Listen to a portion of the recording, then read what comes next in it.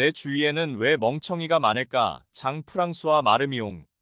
세계적인 학자 29인에게 우리 주변의 멍청이들에 대해 묻다. 인류 역사상 처음이자 마지막이 될 시도. 우리의 인내심을 시험하고 분노를 유발하는 헛소리와 멍청함의 모든 것을 탐구하다. 이 책의 부제는 세상을 위협하는 멍청함을 연구하다입니다. 전에 소개했던 책의 똑똑한 사람들이 헛소리를 믿게 될까에서 스티븐 로는 교육 수준이 높거나 과학 지식을 갖춘 사람들조차도 어처구니 없는 신념 체계를 가지고 있는 경우를 쉽게 볼 수 있다고 했습니다. 이번에 살펴볼 책 내 주위에는 왜 멍청이가 많을까에서도 비슷한 사례는 많습니다. 스티븐 로는 자살 폭탄 테러를 하면 천국에서 72명의 처녀가 반겨줄 거라고 설교하는가 하면 우주의 나이가 고작 6,000년밖에 되지 않았다고 주장하는 종교도 있다. 라고 말합니다. 어째서 그들은 자기 자신과 다른 사람들에게 그런 믿음을 확신시키려고 안간힘을 쓰는 걸까?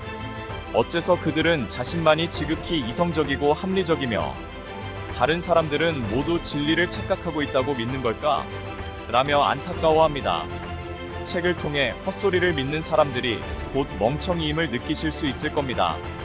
장 프랑수와 마르미옹이 인터뷰한 석학들의 이야기를 모두 옮기지 못하고 일부, 그것도 중략된 내용이 있어 이해가 되지 않을 수도 있음을 깊게 사과드립니다. 그럼 지금부터 책 내 주위에는 왜 멍청이가 많을까의 내용을 살펴보겠습니다. 멍청한 인간은 한치의 의심도 없다. 많이 아는 사람은 의심한다. 그러나 현명한 사람은 생각한다. 아리스토텔레스. 멍청한 인간은 불치의 병을 앓고 있다. 하지만 스스로 병을 치료하려 하지 않는다. 눈면 사람들이 사는 세상에서 오직 자신만이 한쪽 눈이나마 뜨고 있다고 확신하기 때문이다. 웃기면서 슬픈 상황이다. 좀비는 겉으로 보면 살아있는 것 같지만 머리가 텅텅 비어 생각 자체를 못하고 움직이기만 하는 존재다. 진짜 멍청한 인간은 무턱대고 당신 탓을 한다. 멍청한 인간들은 자신과 비슷한 부류들을 모아 리더, 조화, 존중이라는 이름으로 생각이 다른 사람들을 집단 공격하려고 한다. 멍청한 인간일수록 무리지어 다니고 생각한다. 지식이란 모래성과도 같지만 멍청한 인간은 자신의 신념을 변치 않는 진실처럼 굳게 믿는다. 의심하면 돌아버릴 것 같고 확신하면 멍청해진다. 둘 중 하나를 선택해야 한다. 멍청한 인간을 설득해서 바꾸려고 노력하겠다고? 한참 잘못 생각하고 있다. 멍청한 인간에게 어떻게 생각하고 행동해야 하는지 알려줄 수 있다고 생각한다면 착각이다. 더구나 그를 바꿀 수 있다고 믿는다면 순진한 것이다. 멍청한 인간을 바꾸기 위해 노력할수록 멍청한 인간은 더욱 강해진다는 점을 명심하자. 현대에는 또 다른 특징이 있다. 그 어느 때보다도 멍청한 짓을 하는 사람들이 눈에 잘 띄고 부끄러운 줄도 모른 채 거리를 활보하며 확신에 차 있다는 것이다. 대체 타락한 멍청이들이 절망을 느끼려면, 그래서 마지못해 철학을 받아들이려면 무엇이 필요할까? 멍청한 인간은 가축이라 생각하고 피하자. 안 그러면 당신마저 멍청한 인간에게 이끌려 도살장으로 갈 수 있다. 하지만 심리학 실험을 통해 아이들이 우리가 생각하는 것만큼 순진하지 않다는 사실이 밝혀졌다. 아이들은 사슴이 상상의 나라에서만 날 수 있으며 실제 상황에서는 날지 않는다고 생각했다.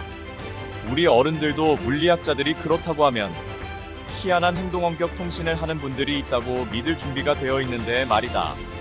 심지어 종교가 있는 과학자들은 예수의 부활도 믿는다. 후르베의 작품을 현대적으로 해석한 창조 이후에라는 작품이 있다. 성관계 이후의 장면을 보여주는 작품으로 칸을 통해 새로운 생명이 탄생했다는 의미를 담고 있다.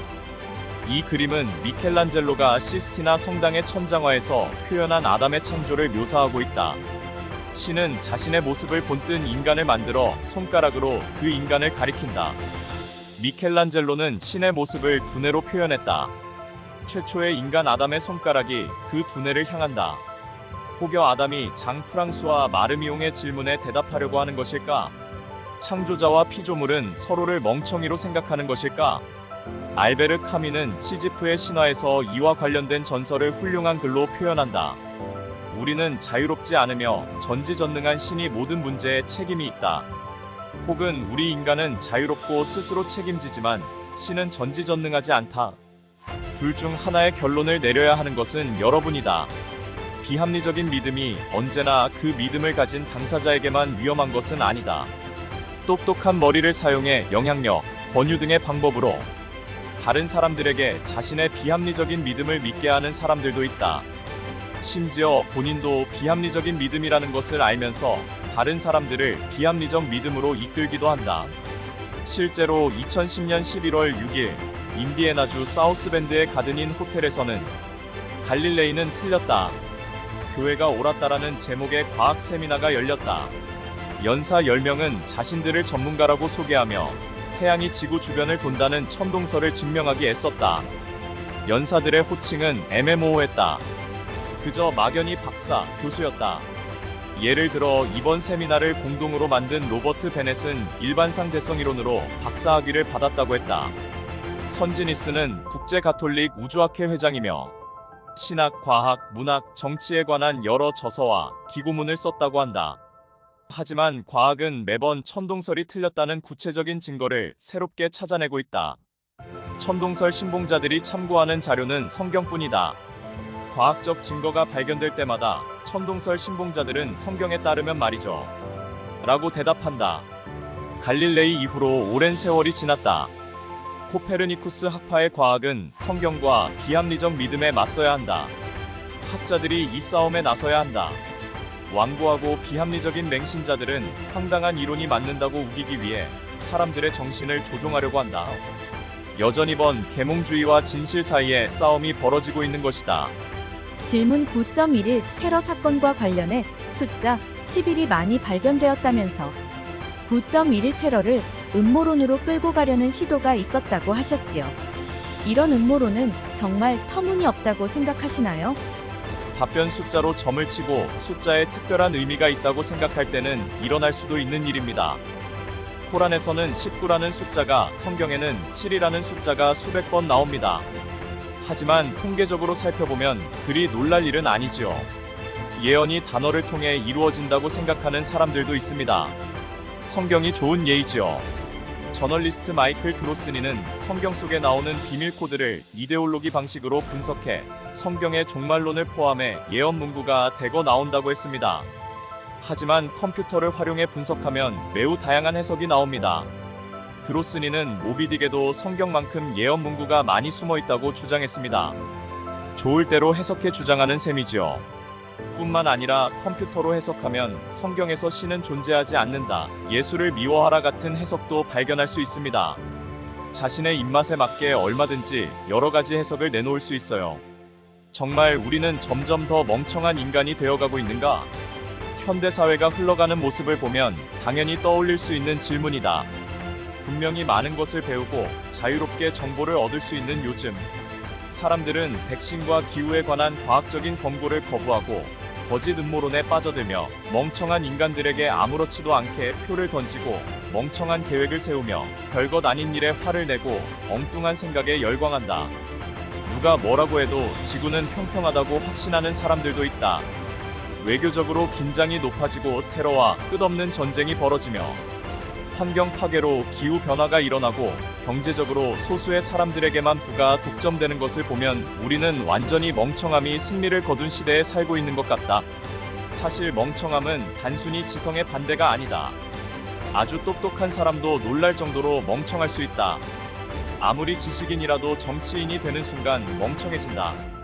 지식인도 잘 모르는 주제에 대해 이야기를 하면 멍청해진다. 이것이 모두 멍청함이다. 철학가 해리 프랑크푸르트가 유명한 분석을 한 적이 있다. 인간은 진실에 관심 없을 때 멍청해진다는 것이다.